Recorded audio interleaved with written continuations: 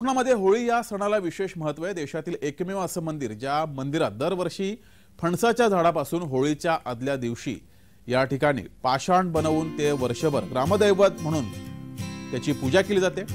सिंधुदुर्गातील सावंतवाडीमधील सांगली गावात होळीच्या अगोदरच होळी दिवशी तोडल्या जाणाऱ्या झाडाची पूजा केली जाते। महाशिवरात्रीपासून ते होळीपर्यंत हा तब्बल 15 ते 20 दिवस सोहळा असतो। गावात पूर्णतः धार्मिक वातावरण असतं। दररोज भजन कीर्तन दशावतार यांची रेलचेल असते।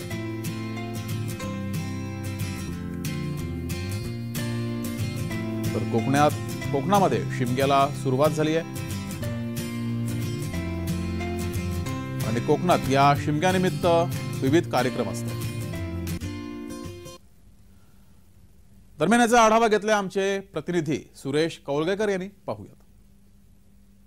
मी आहे तो आता आलोय सांगली गावात आणि सांगली गावातलं जे दैवत गिरोबा आहे तिथे जो देव असतो हा पूर्णतः फणसाचा देव असतो आणि दरवर्षी त्याचं पूजन होतं। विशेष म्हणजे या फणसाला देवत्व आणलं जातं आणि हा उत्सव हा महाशिवरात्रीपासून होळीपर्यंत चालतो। भारतातील नव्हे तर जगातील असा एकमेव हा असा उत्सव असेल आणि ह्या उत्सवाची काय नेमकी परंपरा आहे हे आपण इथल्या ग्रामस्थ आहेत त्यांच्याकडे जाणून घेऊया।